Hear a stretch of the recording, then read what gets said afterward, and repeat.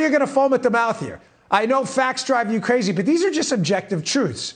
You know, they're facts. It doesn't matter if you really like them or not. You try to redefine them all you want, but they're facts. Let's start with gas prices. When Trump left office, the national average was $2.39 per gallon. Again, just a fact. The average under Joe Biden peaked at $5.01 per gallon. It's down now, but wait, let me do some quick math. That's about 100% plus increase there. Now, again, prices have ticked down a bit.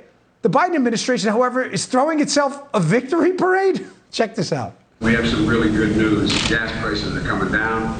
In fact, gas prices have fallen every day this summer for 38 days in a row. This is the fastest decline in gas prices in over a decade. President Biden promised he would address Putin's price hike at the pump, and he has.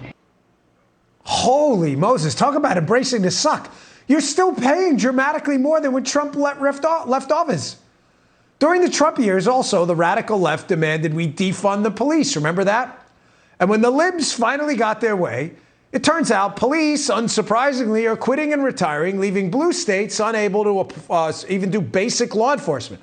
Wall Street Journal reported this about police shortages in the Chicago suburbs, quote, among other limitations, police will no longer investigate misdemeanor retail theft, as well as misdemeanor criminal damage to property, unless there's an identifiable suspect.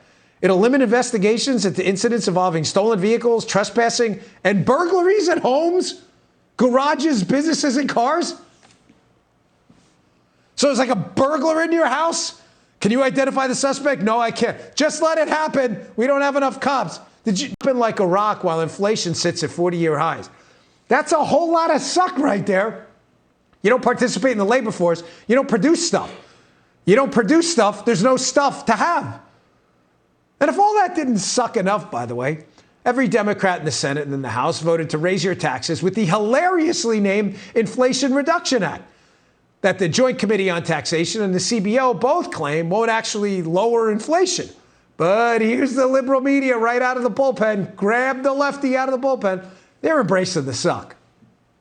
Yeah, don't look now, people, but all of a sudden, Sleepy Joe has himself a pretty fat stack of accomplishments. This has been an extraordinarily successful 2 years legislatively. And this is it. I mean, if you look at it, it is essentially a slimmed down version of the Build Back Better legislation that the Biden White House first put forth, but it has a new name. It's now called the Inflation Reduction Act, namely because, Democrats are acutely aware that inflation is the primary concern that voters have. Now, this is a big dang on deal. It is a big deal. This is huge.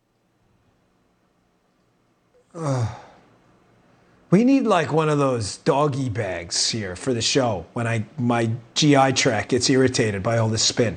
Did you see it? Win for Joe Biden. And wouldn't you know it, many voters on the left clapped and cheered about this. Thought it was great. Joe Biden's approval ratings remarkably even ticked up slightly after months of being in the tank. Suddenly the media came flocking on back. I think we have a clip of the moment the media made amends with Joe Biden. Just when I think you couldn't possibly be any dumber, you go and do something like this. And totally redeem yourself! Fact checkers, we're kidding, that's a joke. The left will do anything to keep you from the truth. You know the real, objective, kind of hard truth of just how bad the current suck is? Well, you deal with 8.5% inflation, $4 a gallon gas, and an army of IRS agents chomping at the bit to audit you with billions of new dollars. The media is gushing over the return of a comic book character, Aviator Joe. He's back. Aviator Joe is so desperate for a win, even Barack Obama tweeted, "This is a BFD." You know, a big deal. You can fill in the blanks there. Remember the last time we got one of those BFDs?